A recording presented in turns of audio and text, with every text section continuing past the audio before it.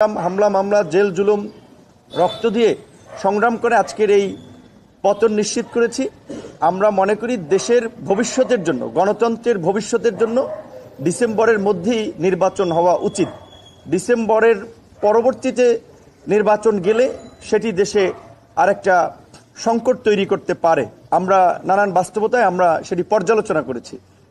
আর আমরা মনে করি যে জাতীয় ঐক্যমত্য কমিশনের কাছে যেহেতু ইতিমধ্যেই বিভিন্ন রাজনৈতিক দলগুলো তাদের লিখিত সংস্কার প্রস্তাবনাগুলো জমা দিয়েছে, আলোচনাও হয়েছে এবং আগামী 2-1 মাসের মধ্যেই তারা চাইলে যেই বিষয়গুলোতে ঐক্যমত্য তৈরি হচ্ছে সেগুলোর আলোকে একটা জুলাই চার্টার করে ডিসেম্বরের মধ্যে নির্বাচন তারা করতে পারে।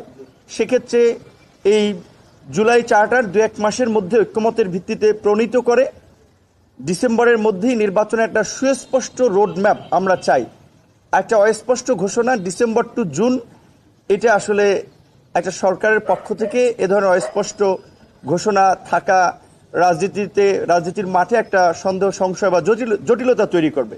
সেক্ষেত্রে আমাদের পরিষ্কার দাবি, যেটা আমরা ইতিমধ্যে বিএনপি সহ অন্যান্য রাজনৈতিক দলও আলাপ আলোচনা করে পরিষ্কারই বলেছি, ডিসেম্বরের মধ্যেই নির্বাচন হতে হবে। বিজয়ের মাসে আমরা বাংলাদেশের গণতন্ত্রের একটা নতুন বিজয় উদযাপন করতে চাই। একই সাথে আওয়ামী লীগের যে রাজনৈতিক তৎপরতা আমরা দেখতে পাচ্ছি যে জুলাই অগস্টের পরে গত কয়েক মাস এটা না থাকলেও এই যে পুলিশ সহ বিভিন্ন বাহিনীর উচ্চ পদস্থ পদে রদবদল করা হচ্ছে, যেখানে রাষ্ট্রের একটা স্থিতিশীলতা আসবে, বরং আমরা দেখি সেখানে আওয়ামী লীগের রাজনৈতিক কর্মকাণ্ড কিন্তু বাড়ছে, তাদের নানান ধরনের তৎপরতা চলছে। এটা সরকারের দুর্বলতার কারণে হচ্ছে। সেক্ষেত্রে ফ্যাসিবাদের বিচার করা কিংবা আওয়ামী লীগকে নিষিদ্ধ করার প্রশ্নে সরকারের পক্ষ থেকে শক্তিশালী ভূমিকা আমরা দেখতে পাচ্ছি না। বরঞ্চ সরকারের, আপনারা শুনেছেন এর আগে বলা হচ্ছিল যে বিএনপি না চাইলে তো হতে পারে না, সেখানে বিএনপির অবস্থান পরিষ্কার করেছে। কাজে আওয়ামী লীগ এবং ফ্যাসিবাদীদের নিষিদ্ধ করার প্রশ্নেও আমরা সরকারের একটা শক্ত পদক্ষেপ আশা করছি।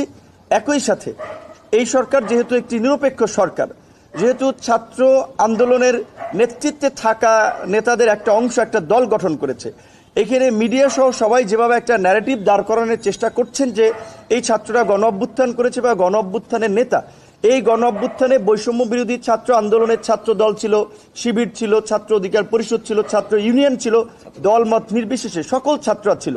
সেখানে ছাত্রদের একটা ক্ষুদ্র অংশ তারা সরকারে গিয়েছে, সেটাও আমরা সমর্থন করেছি। কিন্তু এখন যেহেতু তারা একটি রাজনৈতিক দল গঠন করেছে, তাই সরকারের নিরপেক্ষতার জন্য এই 2 ছাত্র উপদেষ্টার পদত্যাগ করা জরুরি।